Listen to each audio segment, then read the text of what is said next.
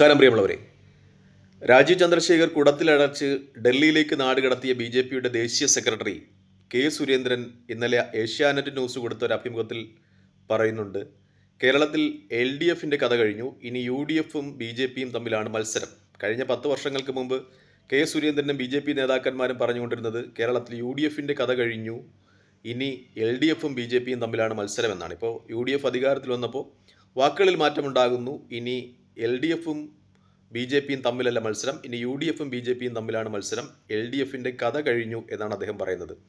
അതിന് കാരണമായി അദ്ദേഹം പറയുന്നത് ബി ജെ പിക്ക് സി പി എമ്മിന് പരമ്പരാഗതമായി ലഭിച്ചുകൊണ്ടിരുന്ന ഹൈന്ദവ വോട്ടുകൾ അത് ബി ജെ പിയിലേക്ക് പോകുന്നു. അതുപോലെ മതന്യൂനപക്ഷങ്ങളുടെ വോട്ടുകൾ അത് സി പി എമ്മിന് ലഭിച്ചുകൊണ്ടിരുന്ന വോട്ടുകൾ അത് യു ഡി എഫിലെത്തുന്നു.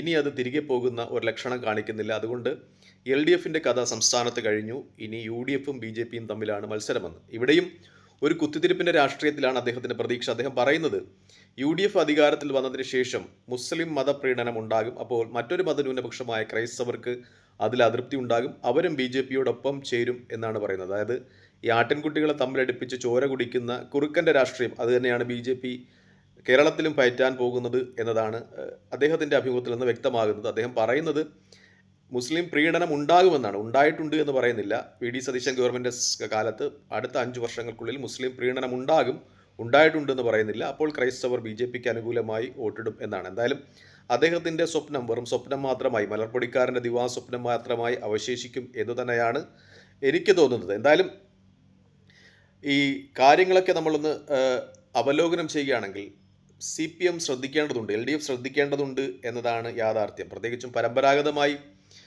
സി പി എമ്മിലേക്ക് കിട്ടിക്കൊണ്ടിരുന്ന ഹൈന്ദവ വോട്ടുകൾ അത് ബി ജെ പിയിലേക്ക് പോകുന്ന ഒരു പ്രവണത കഴിഞ്ഞ 2 പ്രാവശ്യം ലോക്സഭാ ഇലക്ഷനിലും നിയമസഭാ ഇലക്ഷനിലും നമ്മൾ ദർശിച്ചതാണ്. ഒപ്പം മതന്യൂനപക്ഷ വോട്ടുകൾ അത് സി പി എമ്മിൻ്റെ തന്നെ കയ്യിലിരിപ്പ് കൊണ്ടാണ് അത് സി പി എമ്മിൽ നിന്ന് യു ഡി എഫിലേക്ക്, അത് ഒരിക്കലും ബി ജെ പിക്ക് ലഭിക്കില്ല, യു ഡി എഫിലേക്ക് പോകുന്ന ഒരു സമ്പ്രദായം ഉണ്ടായി. അത് രണ്ടും സ്ഥായിയായി തന്നെ അവിടെ നിലനിൽക്കുന്നിടത്തോളം കാലം സി പി എമ്മിനെ സംബന്ധിച്ച് ചില ഭീഷണികൾക്ക് സാധ്യതയുണ്ട്. അതായത് സുരേന്ദ്രൻ്റെ പ്രസ്താവന അങ്ങനെ അങ്ങ് തള്ളിക്കളയുവാൻ പറ്റില്ല എന്നതാണ് യാഥാർത്ഥ്യം. പ്രത്യേകിച്ചും കേരളത്തിലെ ഒരു ബി ജെ പിയുടെ സ്ട്രെങ്ത് എന്ന് പറയുന്നത് ഹൈന്ദവ വോട്ടുകൾ കേന്ദ്രീകരിക്കുന്നതാണ്. സെൻസസിൻ്റെയൊക്കെ അടിസ്ഥാനത്തിൽ ഏകദേശം 54% ഹൈന്ദവരാണ് സംസ്ഥാനത്തുള്ളത്. അതുകൊണ്ട് തന്നെ ഈ ഹൈന്ദവരുടെ വോട്ടുകൾ മാത്രം കേന്ദ്രീകരിച്ചാൽ ബി ജെ പിക്ക് നേട്ടങ്ങൾ ഉണ്ടാക്കുവാൻ കഴിയില്ല. അതുകൊണ്ടാണ് ബി ജെ പി ഈ അഖിലേന്ത്യാ പ്രശ്നങ്ങളും അല്ലെങ്കിൽ അന്തർദേശീയ പ്രശ്നങ്ങളും ഒക്കെ പറഞ്ഞ് ക്രൈസ്തവ സമുദായത്തെ കൂടെ കൂട്ടുവാൻ ശ്രമിക്കുന്നത്. പക്ഷേ അവർ ബി ജെ പി അധികാരത്തിൽ വന്നാലുള്ള ഒരു അപകടം മണിപ്പൂരിൽ നിന്നൊക്കെ മനസ്സിലാക്കിയത് കൊണ്ട് അവർ വൈമനസ്യം പ്രകടിപ്പിക്കുന്നു ബി ജെ പിയോടൊപ്പം ചേരുവാൻ എന്ന ഒരു പ്രത്യേകതയുണ്ട്. 2026 നിയമസഭാ തിരഞ്ഞെടുപ്പിൽ ഏകദേശം 14.2% വോട്ടാണ് ബി ജെ പിക്ക് ലഭിച്ചിട്ടുള്ളത് സംസ്ഥാനത്ത്. അതിൽ ക്രൈസ്തവ മുസ്ലിം വിഭാഗത്തിൻ്റെ വോട്ടുകൾ കൂടിപ്പോയാൽ എല്ലാം കൂടി 1% ബി ജെ പിക്ക് കിട്ടിയിട്ടുണ്ടാകാം. അതായത് 54% ഹൈന്ദവരുള്ള സംസ്ഥാനത്ത് ഏകദേശം 14% വോട്ട് 2026 നിയമസഭാ തിരഞ്ഞെടുപ്പിൽ ബി ജെ പി പിടിക്കുമ്പോൾ ആ ഹൈന്ദവ സമുദായത്തിൽ നിന്ന് ബി ജെ പി പിടിക്കാവുന്ന വോട്ടിൻ്റെ പരമാവധി പിടിച്ചിട്ടുണ്ട് എന്ന് തന്നെയാണ് യാഥാർത്ഥ്യം. ഇനി എത്രത്തോളം പിടിക്കുവാൻ കഴിയും എന്ന ഒരു ചോദ്യമുണ്ട്. അതുകൊണ്ട് തന്നെ ബി ജെ പിയുടെ സ്വപ്നങ്ങൾ അത് സ്വപ്നങ്ങളായി തന്നെ അവശേഷിക്കുവാനാണ് സാധ്യത. ഇനി കെ സുരേന്ദ്രൻ്റെ പ്രസ്താവനയെ സി പി എം യാഥാർത്ഥ്യബോധത്തോടെ ഉൾക്കൊള്ളണം എന്ന് തന്നെയാണ് എൻ്റെ ഒരു അഭിപ്രായം. കാരണം സി പി എമ്മിൻ്റെ പരമ്പരാഗതമായ ഹൈന്ദവ വോട്ടുകൾ അത് ബി ജെ പിയിലേക്ക് ഒഴുകുന്നുണ്ട്. ഒപ്പം മതന്യൂനപക്ഷങ്ങളുടെ വോട്ടുകൾ അത് സി പി എമ്മിന് നഷ്ടപ്പെടുന്നുണ്ട് എന്നതും യാഥാർത്ഥ്യമാണ്. അതൊരു പക്ഷേ സി പി എമ്മിൻ്റെ കയ്യിലിരിപ്പ് കൊണ്ട് തന്നെ ആയിരിക്കാം. നമ്മൾ 2019 ഒരു ലോക്സഭാ തിരഞ്ഞെടുപ്പിൻ്റെയും 2021 ഒരു നിയമസഭാ തിരഞ്ഞെടുപ്പിൻ്റെയും റിസൾട്ടുകൾ പരിശോധിച്ചാൽ 2019 വലിയ തിരിച്ചടിയാണ് ലോക്സഭയിൽ സി പി എമ്മിനുണ്ടായത്. 1 സീറ്റുകൾ മാത്രമേ, ആലപ്പുഴയിൽ നിന്ന് 1 സീറ്റ് മാത്രമേ ലോക്സഭയിൽ അവർക്ക് വിജയിക്കുവാൻ കഴിഞ്ഞിട്ടുണ്ടായിരുന്നുള്ളൂ. 19 ലോക്സഭാ സീറ്റുകളും അന്ന് യു ഡി എഫ് നേടി. പക്ഷേ 2021 നിയമസഭാ തിരഞ്ഞെടുപ്പിലേക്ക് വരികയാണെങ്കിൽ ചിത്രം വ്യത്യസ്തമാകുന്നു. അവിടെ 39% വോട്ടുകൾ മാത്രമേ യു ഡി എഫിന് നേടുവാൻ കഴിയുന്നുള്ളൂ. 45% വോട്ടുകൾ നേടി അവിടെ എൽ ഡി എഫ് ഭരണ തുടർച്ച ഉണ്ടാകുന്നതാണ് കണ്ടത്. ഏകദേശം 99 സീറ്റുകളും നേടി. അതിൻ്റെ ഒരു പ്രത്യേകത എന്ന് പറയുന്നത് ലോക്സഭാ തിരഞ്ഞെടുപ്പിൽ കേരളത്തിലെ മതന്യൂനപക്ഷങ്ങൾ കോൺഗ്രസിനോടൊപ്പം നിന്നു. കാരണം അതൊരു നരേന്ദ്രമോദി രാഹുൽ ഗാന്ധി മത്സരമായി വീക്ഷിക്കപ്പെട്ടു. പക്ഷേ നിയമസഭയിൽ ആ ന്യൂനപക്ഷ വോട്ടുകൾ CPM-ലേക്ക് തിരിച്ചു വന്നു. അന്നത്തെ LDF സർക്കാരിൻ്റെ ചില നിലപാടുകൾ, പ്രത്യേകിച്ചും പൗരത്വ ഭേദഗതിയുമായി ബന്ധപ്പെട്ട് LDF സർക്കാർ എടുത്ത ഉറച്ച നിലപാടുകൾ, പിണറായി വിജയൻ്റെ ചില പ്രസ്താവനകൾക്ക് മതന്യൂനപക്ഷങ്ങൾ ലോക്സഭയിൽ UDF-ന് അനുകൂലമായി വോട്ടിട്ടുണ്ടെങ്കിലും ആ വോട്ടുകൾ നിയമസഭാ തിരഞ്ഞെടുപ്പ് വരുമ്പോൾ LDF-ന് അനുകൂലമായി വരുന്ന ഒരു സ്ഥിതിവിശേഷമുണ്ടായി. അതിൽ നിന്ന് വ്യത്യസ്തമായി ഈ പ്രാവശ്യം 2019 ലോക്സഭാ തിരഞ്ഞെടുപ്പിൽ നിന്നും 2021 നിയമസഭാ തിരഞ്ഞെടുപ്പിൽ നിന്നും വ്യത്യസ്തമായി ഇപ്രാവശ്യം ലോക്സഭാ തിരഞ്ഞെടുപ്പിൽ മതന്യൂനപക്ഷങ്ങൾ UDF-ന് അനുകൂലമായി വോട്ടിട്ടു. പക്ഷേ 2026 നിയമസഭാ തിരഞ്ഞെടുപ്പിൽ 2021 നിയമസഭാ തിരഞ്ഞെടുപ്പിൽ സംഭവിച്ചതുപോലെ